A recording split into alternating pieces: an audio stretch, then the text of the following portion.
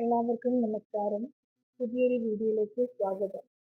നാം കഴിഞ്ഞ 2 വീഡിയോകളായി ചർച്ച ചെയ്തുകൊണ്ടിരുന്നത് മഹാഭാരതത്തിലെ പ്രസിദ്ധമായിട്ടുള്ള ഒരു വാക്യത്തെയാണ്. യഥോ ധർമ്മ തഥോ ജയം. എവിടെ ധർമ്മമുണ്ടോ അവിടെ വിജയമുണ്ടാകും.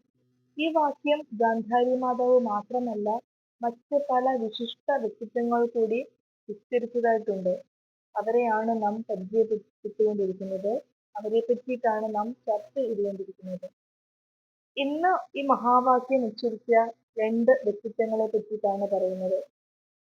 വ്യാസ ഭഗവാൻ ധൃതരാഷ്ട്രരോട് പറഞ്ഞ മഹാവാക്യമാണിത്. അതായത് ഉദ്യോഗപർവമൊക്കെ കഴിഞ്ഞു, യുദ്ധപർവം സമാരംഭിച്ചു. യുദ്ധപർവത്തിൽ യുദ്ധത്തെ പറ്റിയിട്ട് വിശദീകരിക്കുന്നുണ്ട്.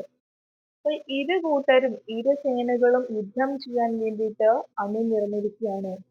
ഇതേ സമയം ധൃതരാഷ്ട്ര മഹാരാജാവ് കൊട്ടാരത്തിൽ ചിന്താമഗ്നനായിരിക്കുകയാണ്. യുദ്ധത്തെ പറ്റി ആലോചിച്ച് വിഷമിച്ചിരിക്കുകയാണ്. ഈ സന്ദർഭത്തിൽ അവിടേക്ക് ഭൂതഭവ്യ ഭവിഷ്യത്തുകളെ മനസ്സിലാക്കുന്ന ഭാരതർക്ക് പിതാമഹനായിട്ടുള്ള വേദവ്യാസ മഹർഷി അവിടെ എത്തിച്ചേർന്നു. എന്നിട്ട് ധൃതരാഷ്ട്രരോട് ഭവിഷ്യത്തിനെ പറ്റി വിശദമാക്കി, ഭാവിയെ പറ്റി വിശദമാക്കി കൊടുത്തു. യുദ്ധത്തിൽ ആർക്കാണ് വിജയമെന്നും പറഞ്ഞു കൊടുത്തു. ഈ ഒരു സന്ദർഭത്തിൽ വേദവ്യാസ മഹർഷി ധൃതരാഷ്ട്രത്തോട് പറയാണ്, വിധിയെ തടുക്കാൻ നമുക്ക് സാധ്യമല്ല, വിധിയെ ഒടുക്കാനും നമുക്ക് സാധ്യമല്ല.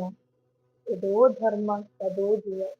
എവിടെയാണോ ധർമ്മമുള്ളത് അവിടെയാണ് വിജയവും ഉണ്ടാകുന്നതെന്ന് വ്യാസ മഹർഷി ധൃതരാഷ്ട്രരോട് പറയാണ്. ആ വാക്യം നമുക്കൊന്ന് ശ്രവിക്കാം.